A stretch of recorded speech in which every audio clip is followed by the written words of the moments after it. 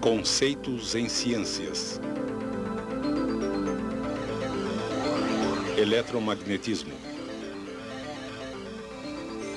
Magnetismo e movimento de elétrons. É muito gostoso pescar.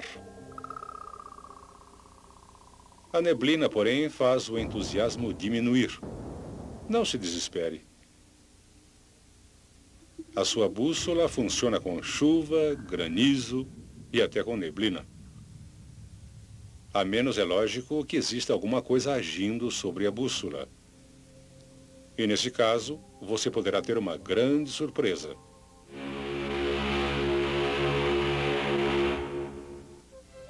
Uma agulha de bússola é simplesmente um ímã.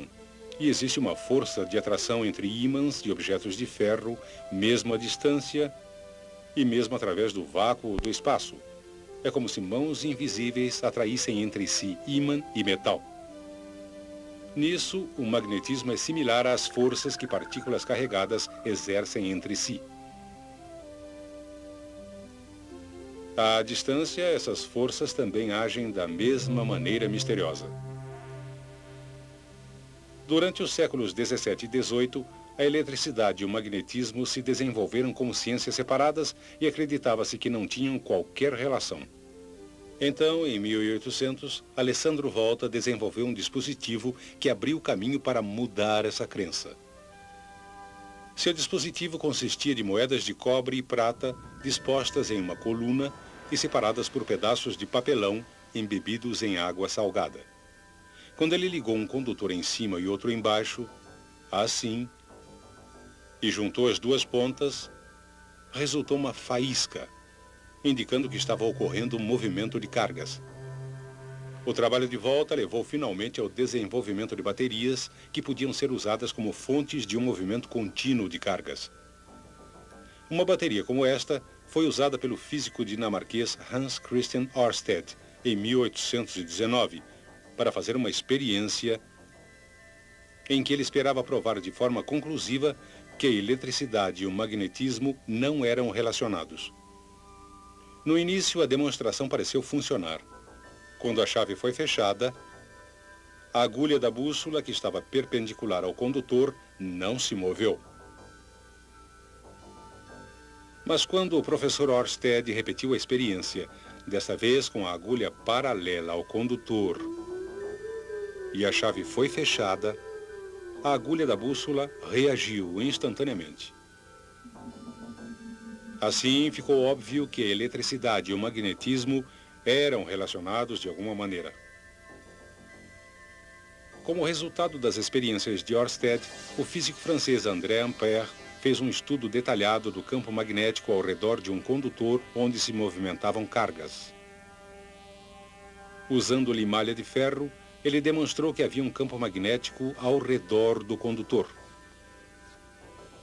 O padrão formado pela limalha de ferro criou uma série de círculos concêntricos.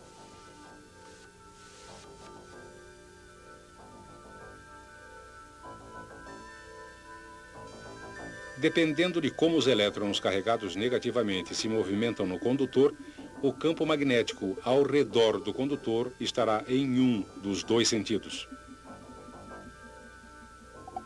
Quando os elétrons se movimentam dessa maneira, o campo magnético ao redor do condutor está nesse sentido. A inversão do movimento dos elétrons não afeta a forma do campo, mas somente o seu sentido.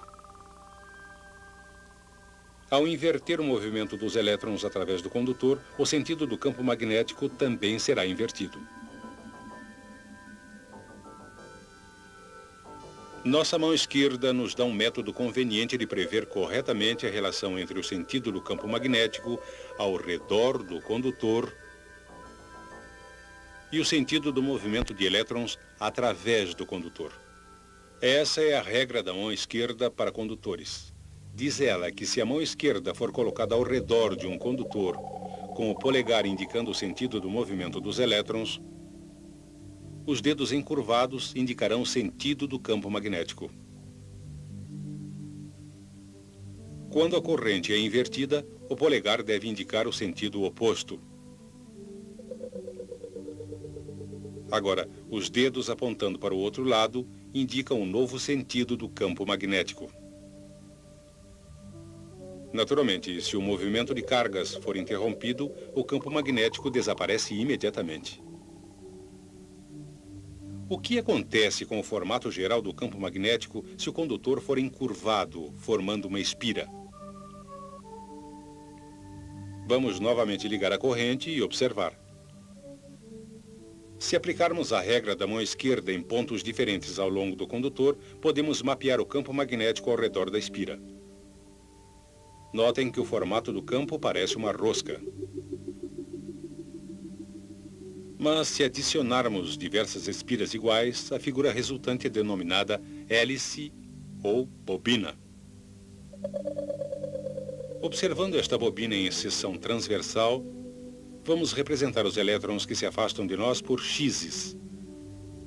E aqui embaixo, os elétrons que se aproximam de nós por pontos.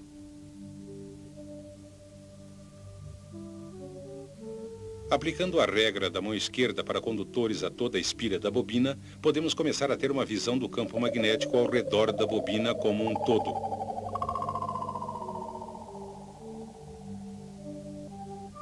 Como a distância entre as espiras da bobina é muito pequena, poderíamos pensar que os campos iriam se sobrepor, assim. Mas não é o que acontece. Os campos magnéticos não se superpõem.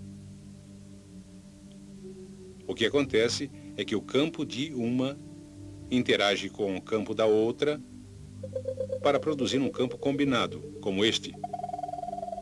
Se examinarmos a área entre duas das espiras, podemos ver que dois campos que interagem, na verdade, se cancelam. Essa interação de campos ocorre entre cada uma das espiras da bobina, resultando um campo geral que envolve as espiras e parece uma oval um pouco achatada.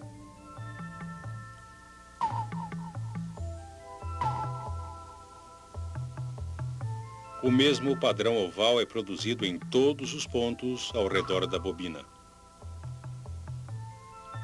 E é a combinação de todas essas ovais que forma o campo magnético de toda a bobina.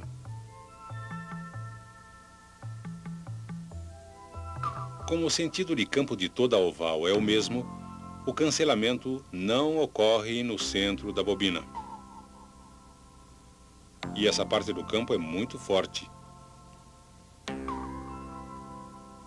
Também não ocorre cancelamento fora da bobina, mas como o campo é espalhado, ele é muito mais fraco nessa região. A relação entre o sentido do movimento de elétrons no condutor e o sentido do campo no centro da bobina é dada por outra regra da mão esquerda, a regra da mão esquerda para bobinas. Nesse caso, os dedos encurvados indicam o sentido do movimento dos elétrons e o polegar aponta o sentido do campo no interior da bobina ou a extremidade da bobina, que age como polo norte. Os dedos encurvados mostram o sentido da corrente e o polegar aponta para o norte. Se compararmos o campo magnético da bobina com o campo de um ímã em forma de barra, podemos ver que os formatos são quase idênticos. Ambos têm um polo norte e um polo sul. Mas uma barra de ferro não tem polos magnéticos. O que acontece então se inserirmos essa barra em uma bobina por onde passa uma corrente?